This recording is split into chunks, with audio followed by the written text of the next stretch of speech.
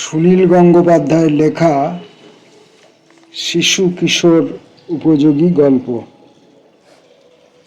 আজকের গল্পটির নাম ভয়ঙ্কর প্রতিশোধ।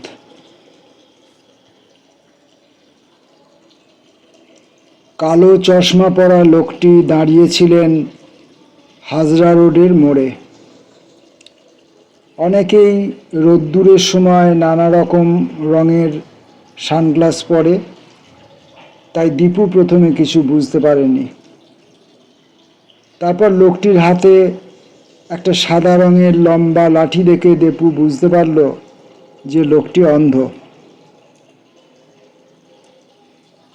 দীপু বাবার কাছে শুনেছিল যে সারা পৃথিবীতে অন্ধ লোকেরা রাস্তায় বেরোবার সময় হাতে ওই রকম একটি সাদা রঙের লাঠি রাখে, তাতে অন্য লোকেদের চিনবার সুবিধা হয়।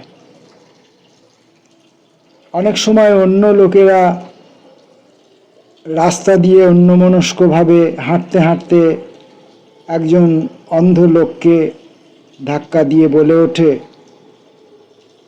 চোখ নেই নাকি, দেখে শুনে হাঁটতে পারো না? বিকেল 5টা। এই সময় হাজরা রোডে দারুণ ভিড়, অনবরত গাড়ি যাচ্ছে আসছে। দীপুর মনে হলো অন্ধ লোকটি রাস্তা পার হতে পারছেন না বলেই দাঁড়িয়ে আছেন। সে কাছে গিয়ে জিজ্ঞাসা করল, আপনি কি রাস্তার ওপারে যাবেন? আমি আপনার হাত ধরে নিয়ে যেতে পারি? লোকটি খুব বুড়োও নয়, আবার যুবকও নয়, মুখে দাড়ি আছে।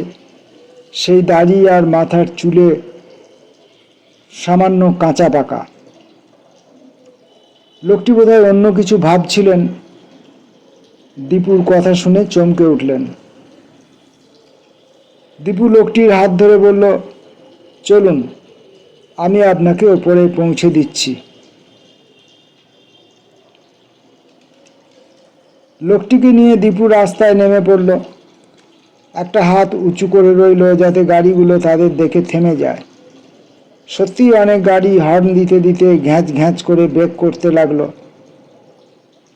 রাস্তার ওপারে এসে দীপু বলল, এবার আপনি কোন দিকে যাবেন, ডান দিকে না বাঁ দিকে?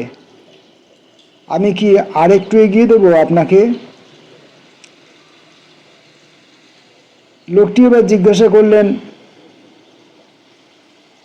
তুমি কোন দিকে থাকো ভাই?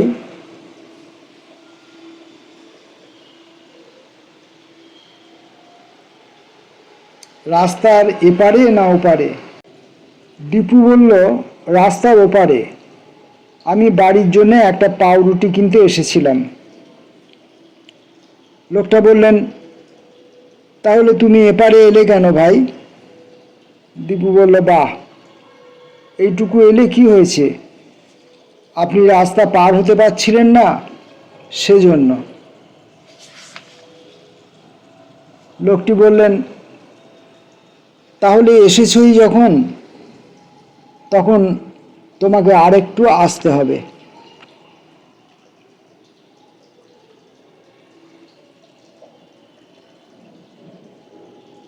তুমি আমায় বাড়িতে পৌঁছে দাও।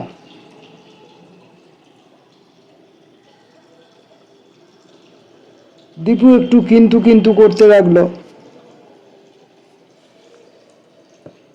মা তাকে বলেছিলেন মোড়ের দোকান থেকে পাউরুটি কিনে আনতে, বেশিক্ষণ তো লাগবার কথা নয়। দীপুর ফিরতে দেরি হলে মা চিন্তা করবেন। কিন্তু একজন অন্ধ লোক যদি বলে বাড়িতে পৌঁছে দিতে, তাহলে না বলা উচিত নয়। তাছাড়া দীপুর এখন 13 বছর বয়স হয়ে গেছে, সে তো আর রাস্তা হারিয়ে ফেলবে না। সে এদিককার সব রাস্তাই চেনে। অন্ধ লোকটি বললেন, এই যে কাছেই হাজরা পার্ক, এটা তুমি কোনাকুনি পার হয়ে চলো, তারপর দেখবে একটা গলি, সেই গলি দিয়ে খানিকটা গিয়ে বাঁ দিকে একটা হলদে রঙের 3তলা বাড়ি। সেই বাড়িতে আমি থাকি। তুমি আমায় সেখানে নিয়ে যেতে পারবে? দীপু বলল, চলুন। অন্ধ লোকটির হাত ধরে দীপু পার্কটা পার হতে লাগলো। তারপর সেই গলির মধ্যে খানিকটা গিয়ে হলদে 3 তলা বাড়িটা পেয়ে গেল সহজেই। সেই বাড়ির সামনে দাঁড়িয়ে দীপু বলল, এবার আমি যাই? লোকটি বললেন, না না, এখন যাবে কি করে? আমাকে একদম ঘরে পৌঁছে দাও। ভেতরে ঢুকে দেখবে একটা উঠোন, তার ডান পাশে সিঁড়ি দিয়ে উঠব না। তুমি আমাকে সিঁড়ির পেছনের দিকটায় নিয়ে চলো। বাড়িটা 3 তলা হলেও মনে হয় যেন ফাঁকা, কোনো লোকজনের সারা শব্দ নেই। এত বড় বাড়িতে কি আর কোনো লোক থাকে না? দীপুর একটু অবাক লাগলো। সিঁড়ির পেছনে বেশ খানিকটা পরিষ্কার জায়গা, একটু একটু অন্ধকার। সাধারণত এরকম জায়গায় বাড়ির যত সব ভাঙা জিনিসপত্র থাকে। অন্ধ লোকটি এবার দীপুর হাত ছেড়ে দিয়ে সেখানে বসে পড়লেন। তারপর জামার পকেট থেকে বার করলেন একটা চাবি। মাটির মধ্যে একটি ছোট গর্ততে লোকটি সেই চাবি ঢুকিয়ে ঘোরাতেই কট করে শব্দ হলো। দীপু আরো অবাক হয়ে গেল। কোনো তালা নেই, শুধু মাটির গর্ততে চাবি ঢোকাবার ব্যাপারটা সে বুঝল না। তাছাড়া লোকটি অন্ধ হলেও চাবিটা একেবারেই সেই গর্তের মধ্যে ঢুকিয়ে দিলেন কি করে? মিষ্টির দোকানের আলমারিগুলোর পাল্লা যেমন ঠেললেই একদিকে সরে যায়, লোকটি এবার মাটিতে চাপ দিতেই সেরকম একটা পাল্লা একদিকে সরে গেল। দীপু দেখল নিচের দিকে একটা অন্ধকার গর্ত। লোকটি নিজেই এবার দীপুর হাত ধরে বললে, এসো। দীপু জিজ্ঞাসা করলো, আমি কোথায় যাব? লোকটি বলল, এসোই না। তুমি ভয় পাচ্ছ নাকি? ভয় পাওয়ার কথা শুনলেই দীপুর সাহস বেড়ে যায়। একজন অন্ধ লোকের সঙ্গে অন্ধকারে নামতে সে ভয় পাবে কেন? ভেতরে পা দিয়ে সে দেখল একটা কাঠের সিঁড়ি আছে, তবে সিঁড়িটা বেশ সরু, দুজনে পাশাপাশি নামা যায় না, অন্ধকারে কিছু দেখাও যায় না। লোকটি বললেন, ঠিক গুনে গুনে 36টা সিঁড়ির ধাপ নেমেই থামবে, তখন সামনে একটা দরজা দেখতে পাবে। লোকটি আগে আগে নিজে নিজেই বেশ টপাটপ নেমে যেতে লাগলেন। নামতে নামতে দীপুকে বললেন, দেখো যেন হোঁচট খেয়ে পড়ে যেও না। দীপু বলল, বাহ, বেশ মজা তো। অন্ধ লোকটি কেমন তত্তরিয়ে নেমে যাচ্ছেন, আর সে হোঁচট খাবে? অবশ্য অন্ধ লোকটির বারবার ওঠানামা করতে বেশ অভ্যাস হয়ে গেছে। 36টা ধাপ নামার পর দীপু থামল। একদম ঘুটঘুটে অন্ধকার, কিছু দেখা যায় না। লোকটির সামনের দেয়ালে হাত দিতে সুইচ টিপতেই ঝলমলে আলো জ্বলে উঠল। দীপু দেখল পাশাপাশি দুখানা তালাবন্ধ ঘর আর একটা ছোট্ট বারান্দা। কলকাতার কোনো বাড়িতে যে এরকম একটা মাটির নিচে ঘর থাকে দীপু তা জানত না। তার ধারণা ছিল যে আগেকার সব দুর্গ টুর্গতেই শুধু মাটির নিচে সুড়ঙ্গ থাকে।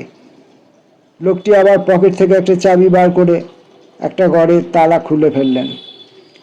এবারেও তালায় চাবি পড়াতে তার একটু অসুবিধে হলো না। ঘরটার মধ্যে একটা খাটে বিছানা পাতা, একটা চেয়ার টেবিল আর মেঝেতে কয়েকটা খাঁচা। সে খাঁচাগুলোর মধ্যে একটা করে খরগোশ রয়েছে। ঘরে ঢুকে লোকটি একটি টেবিল ল্যাম্প জ্বালাতেই তার থেকে খুব গাঢ় নীল রঙের আলো জ্বলে উঠল। লোকটি দীপুকে বললেন, বসো। দীপু বললেন, আপনি এখানে থাকেন এই মাটির নিচে? হ্যাঁ, ওপরের আলো আমার ঠিক সহ্য হয় না। আচ্ছা, আপনি তো পৌঁছে গেছেন, এবার আমি বাড়ি যাই।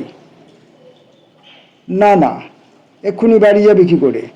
তোমার নামটা এখনো জানা হলো না। দীপু নিজের নাম বলল।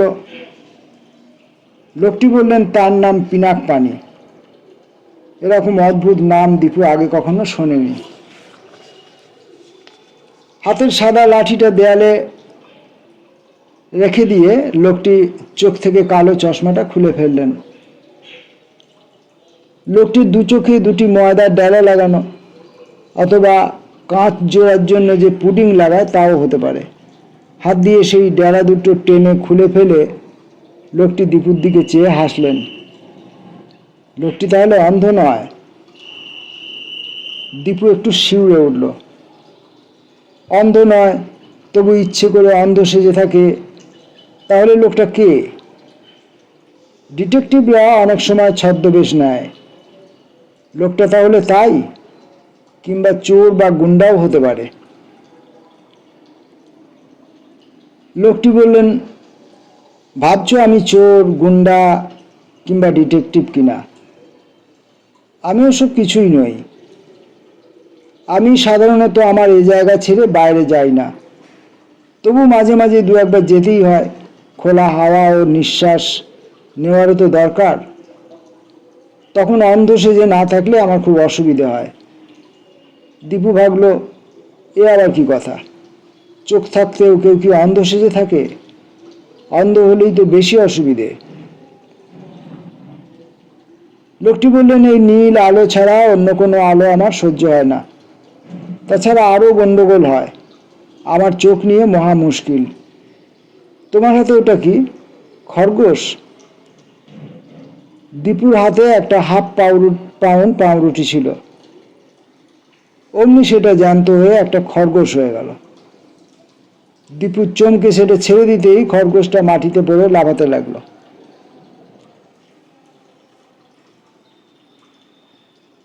দীপু খুব চমকে গেলেও সামনে নিল তাড়াতাড়ি। এই ব্যাপারটায় সে ভয় পায়নি। লোকটি তাহলে ম্যাজিশিয়ান। ম্যাজিশিয়ানরা এরকম পারে। জাদুকর ম্যানড্রেকের ছবিতে দীপু এরকম অনেক দেখেছে।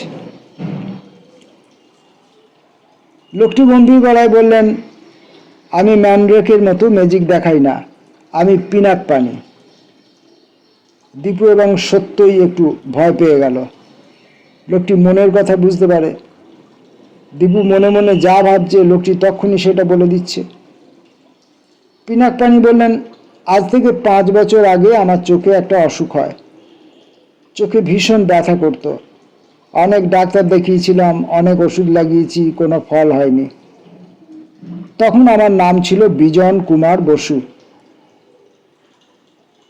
তখন আপনার অন্য নাম ছিল? হ্যাঁ, তখন আমি জামশেদপুরে থাকতাম, স্টিল প্ল্যান্টে কাজ করতাম। চোখে কোনো সময় আগুনের ঝাপটা লেগেছিল, কিংবা অন্য কিছু হয়েছিল কিনা জানি না। সেই থেকে চোখে খুব ব্যথা। তারপর একদিন সকালবেলা ঘুম থেকে চোখ মেলবার পর দেখলাম আমার আর একটুও ব্যথা নেই। আর আমার মাথার মধ্যে কে যেন বলল, তুমি বিজন কুমার বসু নও, তুমি পিনাক পানি। কে বলল এ কথা? তা তো জানি না। আমার মাথার মধ্যে কেউ যেন ফিস ফিস করে উঠল। আমি তো প্রথমে খুব অবাক, কিন্তু মাথার মধ্যে অনবরত ওই কথাটা শুনতে পেলাম। তখন আমি জিজ্ঞেস করলাম, কে পিনাক পানি?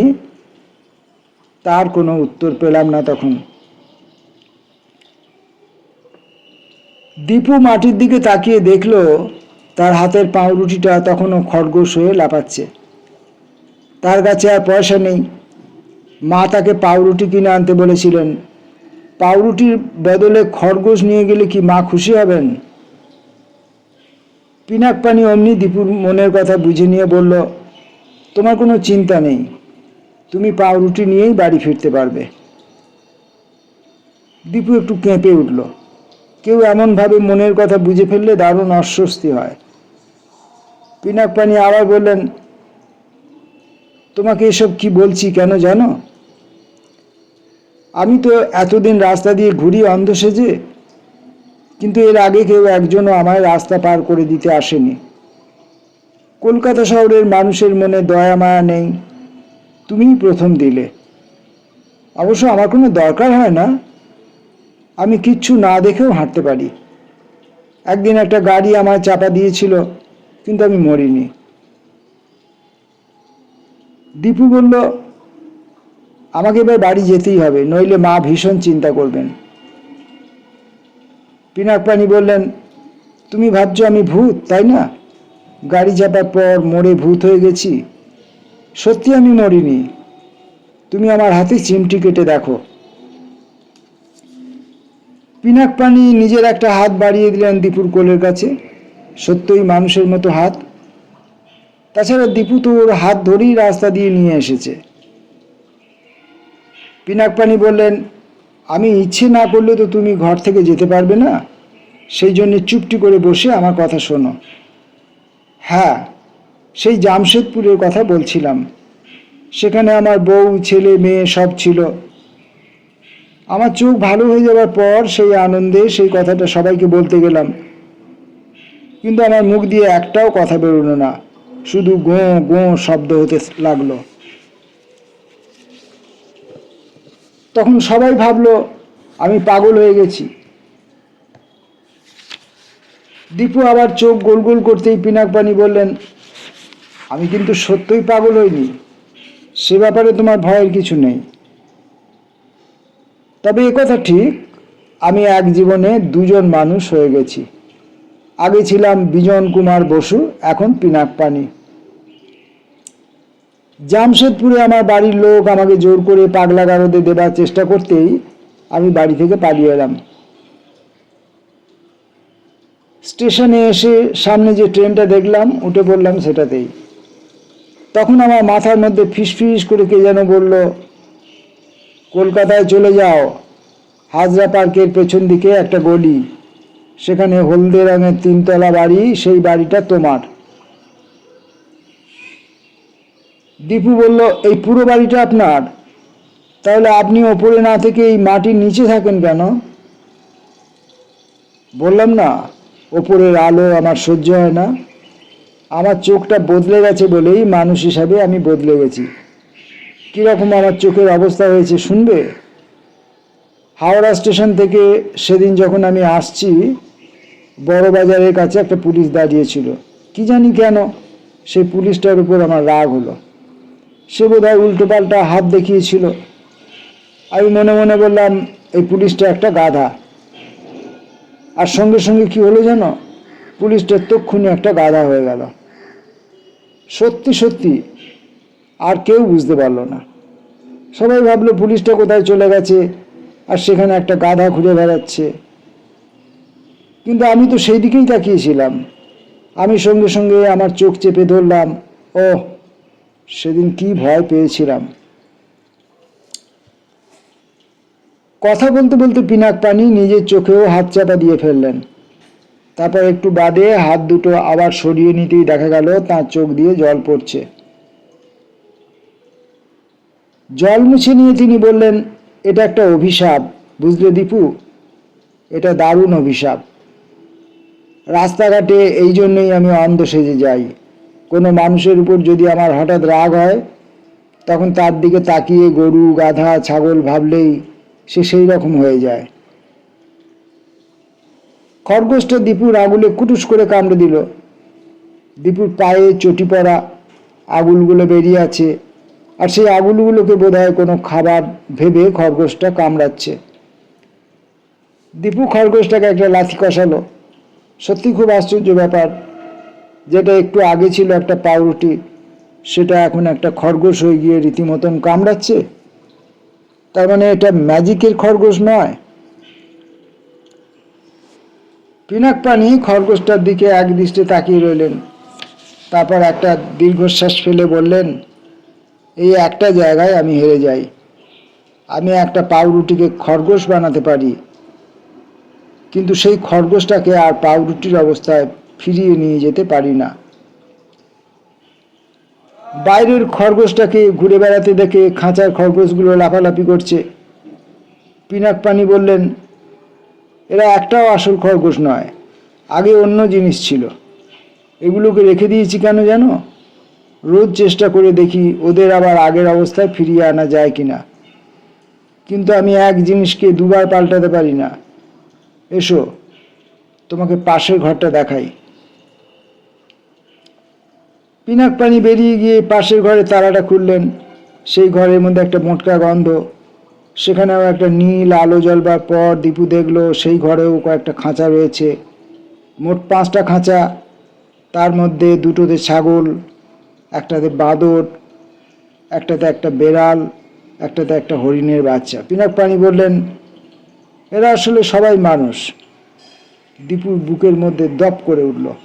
বলছে কি লোকটা, এরা সবাই মানুষ? নাকি লোকটা আগাগোড়ায় গাঁজা দিচ্ছে? কিন্তু তার হাতের পাউরুটিটাকে খরগোশ হয়ে যেতে দেখে সে নিজের চোখেই দেখেছে। পিনাক পানি বললেন, এরা আমার জন্যই বদলে গেছে। ওই হরিণ ছাড়াটা আর বেড়ালটা আসলে দুটো মেয়ে, আর ছাগল দুটো আর বাঁদরটা 3টে ছেলে। ওদের এখানে রেখে দিয়েছি কেন? বাইরের ওদের কেউ মেরে ফেলতে পারে, আমি ওদের এখানে খুব যত্নে রেখেছি, আর রোজ চেষ্টা করি ওদের যদি আবার মানুষ করে দিতে পারি, কিন্তু এখনো পারছি না। দীপু ভাবল, ওরে বাস, লোকটা যদি তাকেও ছাগল কিংবা বাঁদর করে দেয়, তাহলে আর সে কোনোদিন মা বাবার কাছে ফিরতে পারবে না। পিনাক পানির সঙ্গে সঙ্গে বললেন, না না, তোমাকে অন্য কিছু করে দেবো কেন? তোমার উপর কি আমি রাগ করতে পারি? তুমি যে অন্ধ ভেবে আমায় রাস্তা পার করে দিয়েছ, আর কেউ কখনো দেয়নি। দীপু বলল, আমি তাহলে এবার বাড়ি যাই। পিনাক পানি কিছু উত্তর দেবার আগেই উপর দিকে দুমদুম করে শব্দ হলো। কেউ যেন উপরের দরজায় ধাক্কা মারছে। পিনাক পানি তত্তর করে উপরে উঠে গেলেন সিঁড়ি দিয়ে। একটু বাদেই ফিরে এলেন হাতে 2টি টিফিন ক্যারিয়ার নিয়ে। তিনি বললেন, আমার আর এই ছেলে মেয়েদের খাবার। একজন চাকর রেখেছি, সে দুবেলা খাবার দিয়ে যায়। তুমি কিছু খাবে? দীপু সঙ্গে সঙ্গে বলে উঠলেন, না না না। বাড়ি ফেরার জন্য এত ব্যস্ত হয়েছো কেন? একদিন না হয় একটু দেরি করেই ফিরলে। তোমাকে আমার আর একটু উপকার করতে হবে। আমি আপনার কি উপকার করব? বলছি। তোমার সাহস আছে? কি জানি, তা জানি না। খাঁচার বাঁদরটা কিচুমিচু কিচুমিচু করে ডেকে উঠল। পিনাক পানি বললেন, এই ছেলেটার আগে নাম ছিল সুবোধ। ওর স্বভাব মোটেই সুবোধ ছিল না। হাজরা পার্কে গুন্ডামি করে বেড়াতো, আর খুব জ্বালাতন করতো লোকজনদের। একদিন কোনো কারণ নেই আমি হাজরা পার্কের মধ্য দিয়ে যাচ্ছি, ওই ছেলেটা দৌড়ে এসে আমার গায়ে একটা ল্যাং মারল।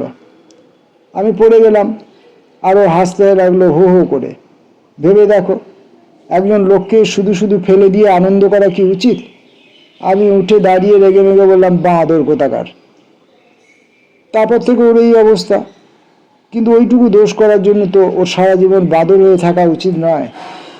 তুমি ওর খাঁচার কাছে গিয়ে ওর নাম ধরে ডাকো তো। দীপু বাঁদরের খাঁচাটার কাছে গিয়ে ডাকলো, সুবোধ, সুবোধ। বাঁদরটা দারুণ ছটফট করতে লাগলো খাঁচার মধ্যে। মনে হয় ওর নাম শুনে নিজেকে চিনতে পেরেছে।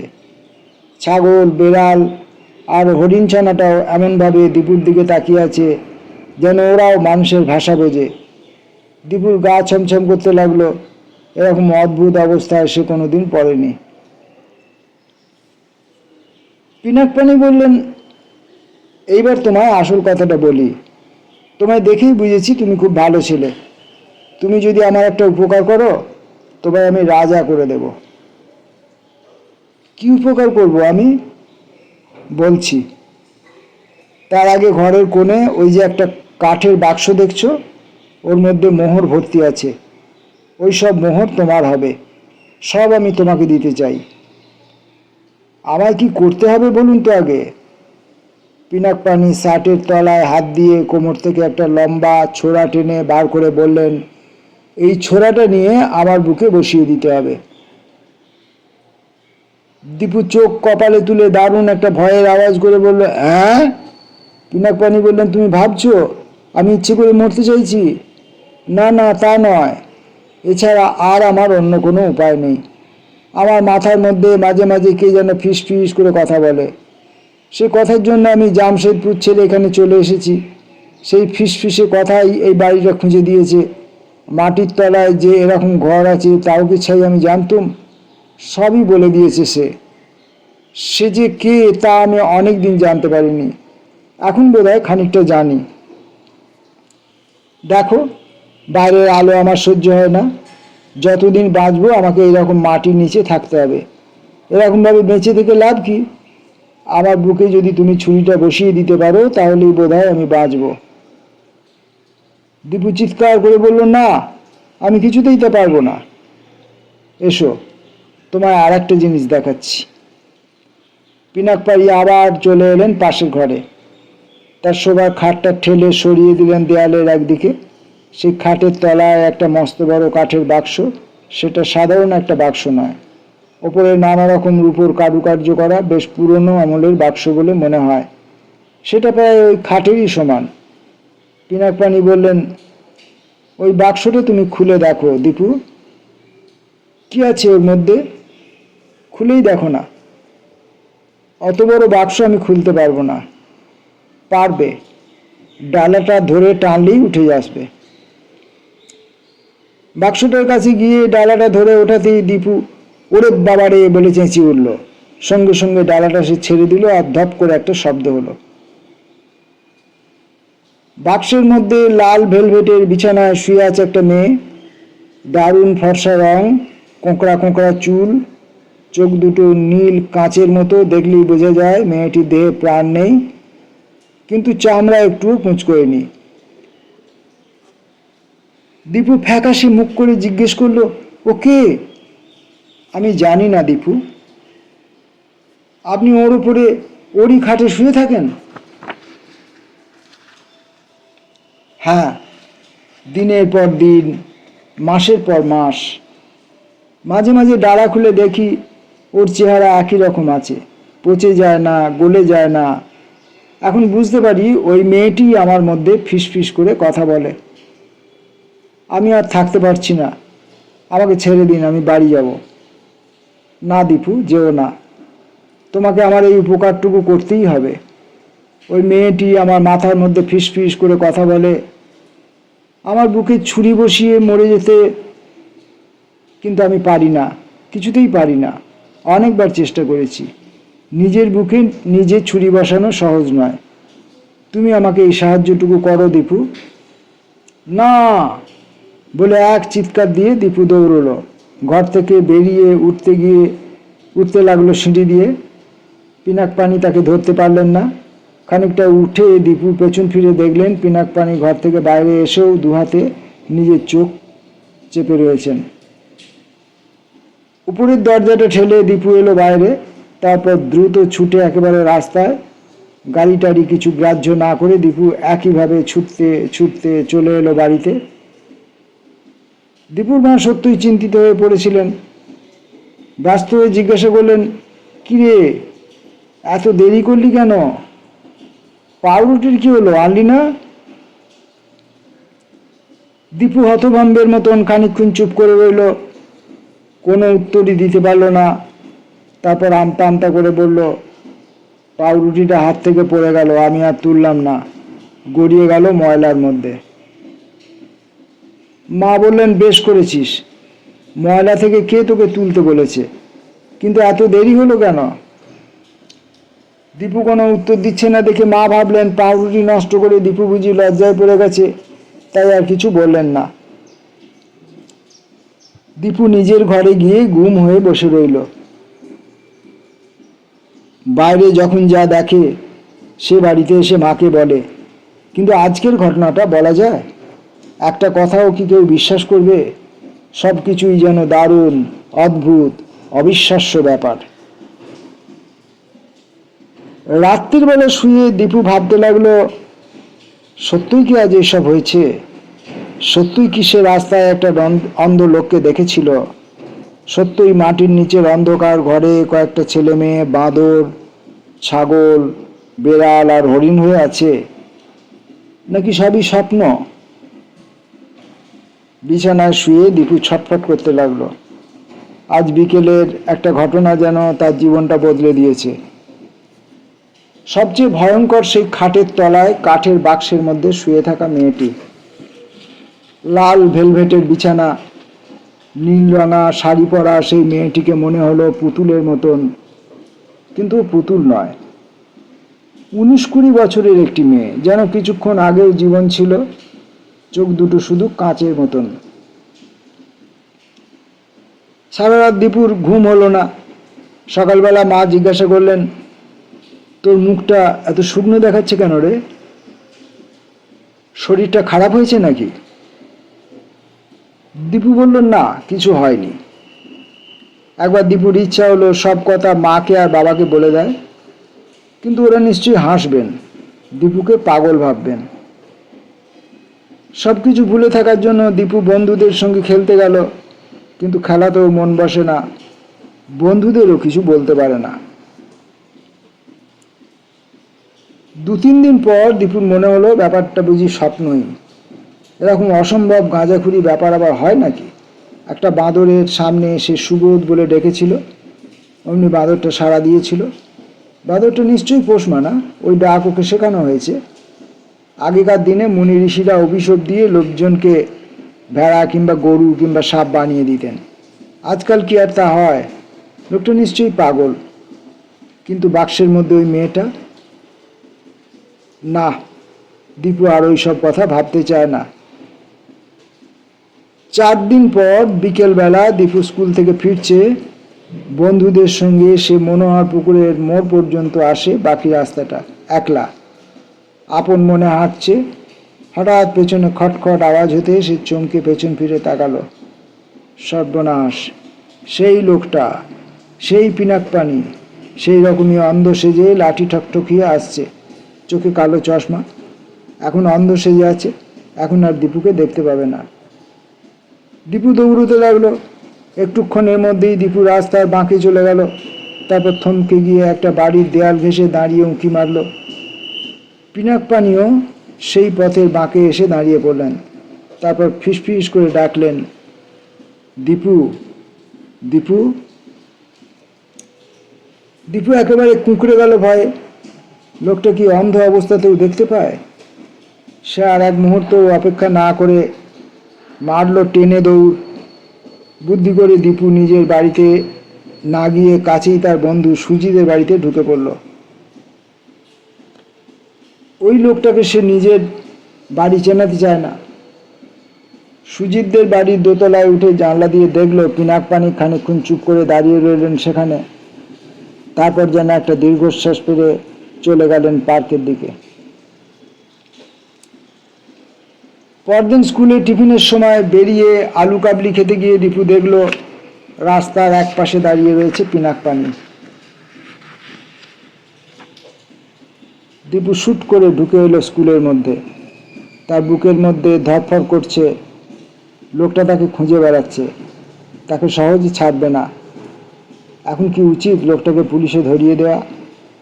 পুলিশ ওর বাড়ি সার্চ করলেই সব কিছু পেয়ে যাবে।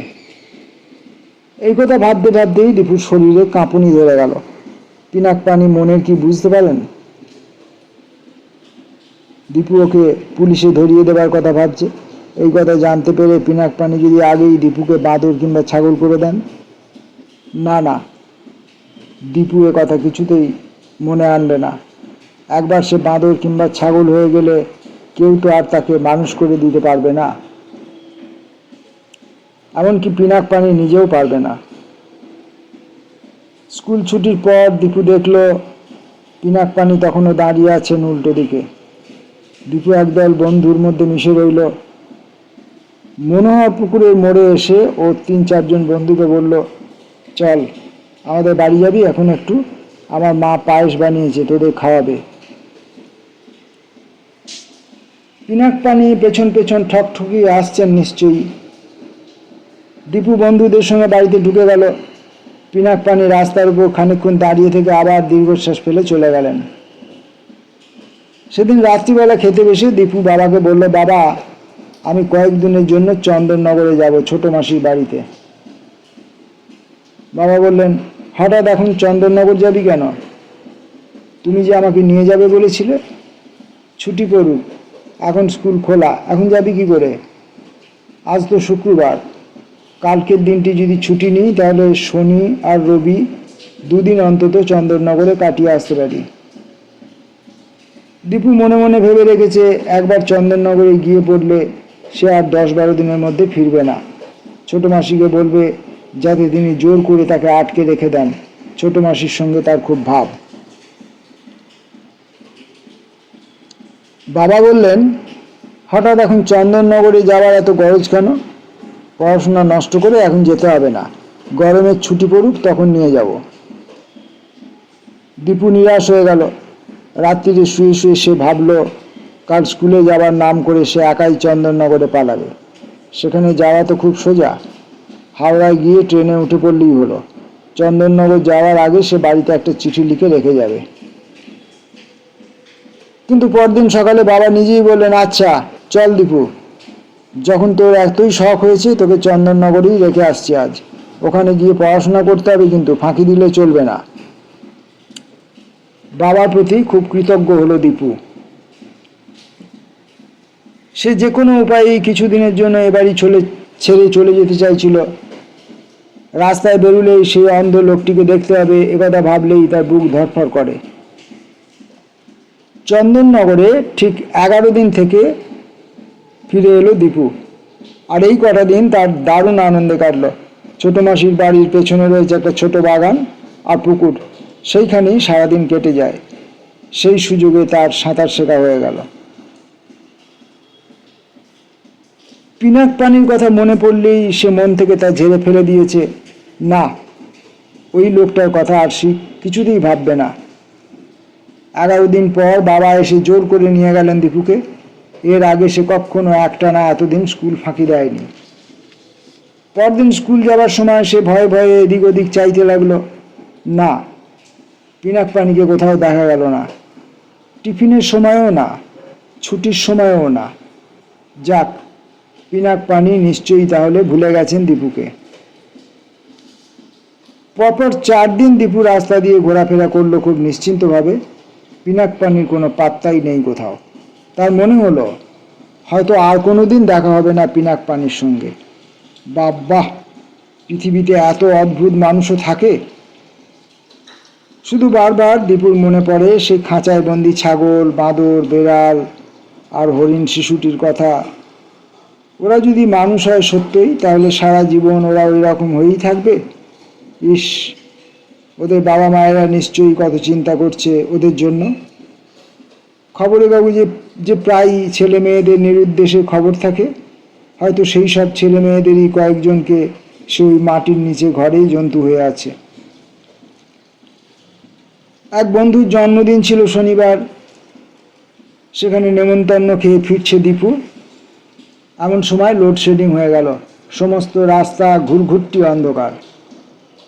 সাবধানে সে পা টিপে টিপে হাঁটছে। এমন সময় হঠাৎ কে যেন তার কাঁধে হাত দিল। তারপর ফিসফিস করে বললে, দীপু, দীপু। দীপুর শরীরে রক্ত যেন জল হয়ে গেল। গলার আওয়াজ শুনেই সে চিনতে পেরেছে। শরীরটা মুচড়ে কোনো রকমে কাঁচটা ছাড়িয়ে নিয়ে দীপু চেষ্টা করলো দৌড়ে পালাবার, কিন্তু পিনাক পানি তাকে ধরে আছেন লোহার মতো শক্তভাবে। দীপু কাঁদো কাঁদো হয়ে বলল, আমার ছেড়ে দিন। পিনাক পানি বলল, দীপু, আমার হাত ছাড়িয়ে চলে যাওয়ার চেষ্টা করো না। আমি কি ইচ্ছে করলে তোমায় আগেই ধরতে পারতাম না? আমি এক্ষুনি তোমাকে একটা বেড়াল বা টিয়া পাখি করে দিতে পারি, কিন্তু তা তো করিনি দীপু। আমি তোমাকে পছন্দ করি, ভালোবাসি বলেই তোমার ক্ষতি করতে চাই না। তুমি আমার সঙ্গে চলো। দীপু বলল, আমাকে এক্ষুনি বাড়ি ফিরতে হবে, আমার ভীষণ কাজ আছে। তুমি ভয় পাচ্ছ? বললাম যে তোমার ভয় নেই। দীপু একবার ভাবলো চেঁচিয়ে উঠবে। রাস্তায় অনেক লোক আছে, অন্ধকার হলেও লোকেরা এসে তাকে নিশ্চয়ই ছাড়িয়ে দেবে। পিনাক পানি বললেন, আমায় রাগিয়ে দিও না দীপু, রাগিয়ে দিও না। একবার কিছু হলে আর যে ফেরাতে পারবো না। দীপু সঙ্গে সঙ্গে বলল, না না, আমি যাচ্ছি, চলুন। দীপুর কাঁধ ছেড়ে দিয়ে একটা হাত চেপে ধরে পিনাক পানি সেই অন্ধকারের মধ্যেই গটগট করে হাঁটতে লাগলেন। আগের দিন দীপু ওর হাত ধরে বড় রাস্তা পার করে দিয়েছিল। আজ পিনাক পানি দীপুকে নিয়ে গেলেন রাস্তার ওপারে। অন্ধকার মধ্যে পিনাক পানির হাঁটতে কোনো অসুবিধা হয় না। জলের মাছ যেমন জলের মধ্যে স্বাভাবিক থাকে, সেরকমই পিনাক পানিও যেন অন্ধকারেরই প্রাণী। হাজরা পার্ক পার হয়ে গলির মধ্যে এসে পিনাক পানি সেই বাড়িতেই ঢুকলেন। সিঁড়ির নিচে মেঝের সঙ্গে আটকানো দরজার একটা পাল্লা খোলাই ছিল, সেখান দিয়ে তত্তর করে নেমে ওরা চলে এলো নিচে। পিনাক পানি ঘরের মধ্যে ঢুকে নীল আলোটা জ্বাললেন। বাইরে লোডশেডিং থাকলেও এখানে ঠিকই আলো জ্বলছিল। বোধহয় এখানে অন্য ব্যবস্থা আছে। পিনাক পানি একটা চমৎকার ছোট বাক্স দীপুর হাতে দিয়ে বললেন, এটা তোমাকে দেবো বলেই খুঁজছিলাম, তুমি এটা নাও। দীপু বাক্সটা হাতে করে চুপ করে দাঁড়িয়ে রইল। খুলে দেখো। দীপু বাক্সটা খুলল। মনে হলো যেন ভেতরে অনেকগুলো পেতলের গোল গোল চাকতি রয়েছে। ওগুলো কি জানো? না, ওগুলো সোনার মোহর। এক একটা মোহরের দাম অনেক। এসব মোহর এখন তোমার। এই মোহরগুলো মাটির তলায় এই ঘরে ছিল। এগুলো কার আমি জানি না। আমার তো কোনো কাজে লাগবে না। আমি আর বাঁচব না। দীপুর গলা শুকিয়ে গেছে। এতগুলো মোহর পেয়ে সে কী করবে বুঝতে পারছে না। এগুলো নেওয়া কি তার উচিত হবে? পিনাক পানির সঙ্গে সঙ্গে দীপুর মনের কথা বুঝতে পেরে বললেন, ওগুলো আমি তোমায় উপহার দিয়েছি দীপু। তুমি একদিন আমায় রাস্তা পার করে দিয়েছিলে, আর কেউ তা কোনো দিন দেয়নি। কিন্তু আপনাকে তো পার করে দেওয়ার দরকার ছিল না, আপনি নিজেই তো পার হতে পারতেন। তুমি তো সে কথা জানতে না। তুমি তো সত্যিকারের একজন অন্ধ লোক ভেবেই রাস্তা পার করে দিতে চেয়েছিলে। তাতেই বুঝেছি তোমার মনটা খুব ভালো। দীপু বারবার খাটের তলাটার দিকে চাইছে দেখে পিনাক পানি বললেন, তুমি ভাবছো এখনো সেই মেয়েটা ওখানে আছে কি না? হ্যাঁ আছে। ওই মেয়েটাই তো আমাকে পাগল করে দিচ্ছে। তুমি দেখবে? দীপু বলল, না না, আমি দেখতে চাই না। পিনাক পানি শুনলেন না, খাটটা সরিয়ে ফেললেন। তারপর নিজেই বাক্সের ডালাটা খুলে চিৎকার করে বললেন, কেন কেন তুমি আমাকে মারতে চাও?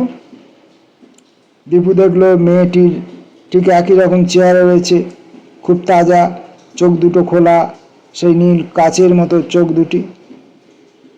পিনাক পানি দেয়ালে হেলান দিয়ে বললেন, আগে আমি পাগল ছিলাম না দীপু। আগে আমি ছিলাম জামশেদপুরের বিজন বসু। চাকরি বাকরি করতাম, বউ ছেলে মেয়ে ছিল। হঠাৎ একদিন আমি পিনাক পানি হয়ে গেলাম। আমার মাথার মধ্যে কেউ ফিস ফিস করে বলে, এই মেয়েটাই বলে, আমি বুঝতে পেরেছি। আগে ফিস ফিস করে নানা রকম কথা বলতো, এখন শুধু একটাই কি বলে, আমাকে মরতে বলে। দীপু বলল, আপনি এখান থেকে পালিয়ে যেতে পারেন না? কোথায় যাব? অনেক দূরে। এই মোহরগুলো আপনি নিন। তা হয় না দীপু, আমি জানি কোথাও গিয়ে আমি বাঁচতে পারবো না। আমার চোখটা বদলে গেছে। পৃথিবীর আলো আমি সহ্য করতে পারি না। মাঝে মাঝে অন্ধ সেজে চোখ বন্ধ করে যাই।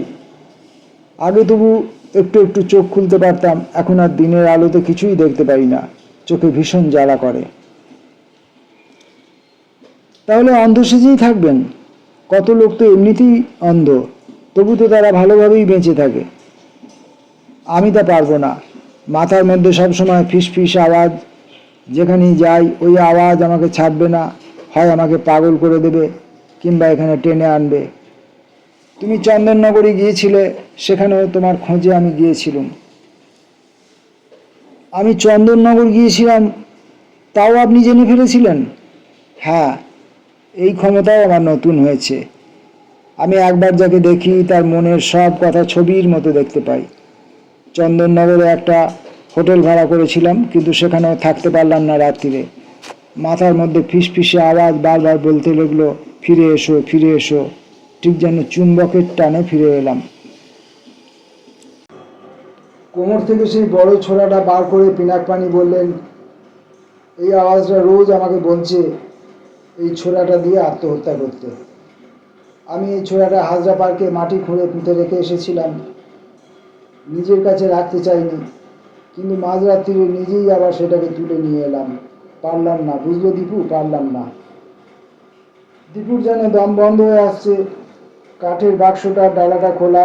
সেই মেয়েটার দিকে যতবার চোখ যাচ্ছে ততবারই চোখ ফিরিয়ে নিচ্ছে ভয়ে ভয়ে। একটা মরা মেয়ে কতদিন ধরে ওই বাক্সটার মধ্যে রয়েছে কে জানে। পচেও না, গলেও না। আর পিনাক পানির হাতে ওই অত বড় ছোরা। ওর চোখ দুটো যেন সত্যিই পাগলের মতো মনে হচ্ছে। দীপু যদি এখন পালিয়ে যেতে পারত। পিনাকপানি বললেন, ব্যাপারটা আমি অনেকটা আন্দাজ করতে পারছি। অনেক দিন আগে, মনে হয় কয়েক জন্ম আগে, পিনাকপানি নামে একটা লোক মেয়েটিকে ফেলে পালিয়ে গিয়েছিল, কিংবা এই মেয়েটিকে সেই বোধহয় খুন করেছিল। তারপর পিনাকপানি অন্য কোথাও গিয়ে মারা যায়। ওদের দুজনের আত্মারই মুক্তি পায়নি। এই পৃথিবীতে একজন আর একজনকে তাড়া করে ফিরছে। তারপর সেই পিনাকপানি বোধহয় আমার, অর্থাৎ বিজন বসুর শরীরের মধ্যে ঢুকে পড়েছে। দীপু বলল, আমি কি এবার যাব? না দীপু, তোমার সাহায্য যে আমার খুবই দরকার। আপনি আমাকে দয়া করুন, আমাকে ছেড়ে দিন, আমি কিছুতেই ওটা পারবো না। আমি নিজেও যে পারছি না দীপু, মরতে আমাকে হবেই, কিন্তু নিজে কি নিজের বুকে ছুরি বসানো যায়? অনেকবার চেষ্টা করেও পারিনি। আমি পারবো না, কিছুতেই পারবো না। কেউ তো এখানে দেখবে না, কেউ এখানে আমাদের খুঁজে পাবে না। তুমি পালিয়ে যেও, ওপরের দরজাটা বন্ধ করে দিলে কেউ কোনোদিন আর আমাদের খুঁজে পাবে না। না না না, তুমি এক কাজ করো দীপু, শুধু একটা কাজ। না না, আমার পাপ হবে। হবে না, তোমার পাপ হবে না, সব পাপ আমার।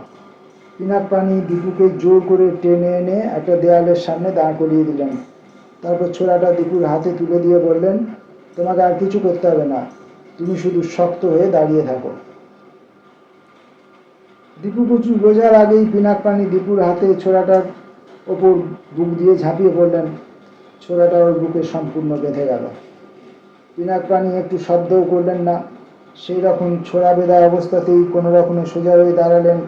তারপর হাঁপাতে হাঁপাতে বললেন, এবার তোমার ছুটি দীপু, তুমি যাও, এবার আমারও ছুটি। তারপর পেছন ফিরে টলতে টলতে এক পা করে সেই কাঠের বাক্সটার দিকে এগিয়ে যেতে যেতে বললেন, এইবার আমি এসেছি, আমি এসেছি। রক্তমাখা মুখ নিয়ে পিনাকপানি ঝাঁপিয়ে পড়লেন সেই মরা মেয়েটির ওপর। অমনি মেয়েটি উঠে বসে বিকট গলায় হি হি হি করে হেসে উঠল। দীপু আর সহ্য করতে পারল না, ঝুপ করে সেখানেই পড়ে গেল অজ্ঞান হয়ে। কতক্ষণ সে এভাবে অজ্ঞান হয়েছিল দীপু জানে না। জ্ঞান ফিরল ছেলে মেয়ের চিৎকারে। কোথায় যেন কারা খুব ভয় পেয়ে কাকে ডাকছে। দীপু চোখ মেলে দেখলো পিনাকপানির মৃতদেহটা পড়ে আছে মাটিতে, কিন্তু কাঠের বাক্সের মধ্যে সেই মেয়েটি নেই, সে ঘরের মধ্যে কোথাও নেই। দীপু কোনো ক্রমে উঠেই দৌড়ে পালাতে গেল, কিন্তু সে বুঝতে পারলো চেঁচামেচি আসছে পাশের ঘর থেকে। সেই ঘরটাতে খাঁচাগুলোর মধ্যে ছাগল, বানর, বেড়াল, হরিণ আর নেই, বরং দুটি মেয়ে, তিনটি ছেলে বন্দী হয়ে আছে। দীপু এক একটা হ্যাঁচকা ঠানে খাঁচার দরজাগুলো খুলে দিতেই ছেলে মেয়েরা বেরিয়ে এলো। এরা একসঙ্গে জিজ্ঞেস করলো, আমরা কোথায়? কে আমাদের এখানে আটক করে রেখেছে? দীপু বলল, ওসব জিজ্ঞেস করবার সময় এখন নয়, শিগগির পালাও। দীপু মোহরের বাক্সটা তুলে নিয়ে নিজেই ওদের পথ দেখিয়ে নিয়ে বাইরে এলো।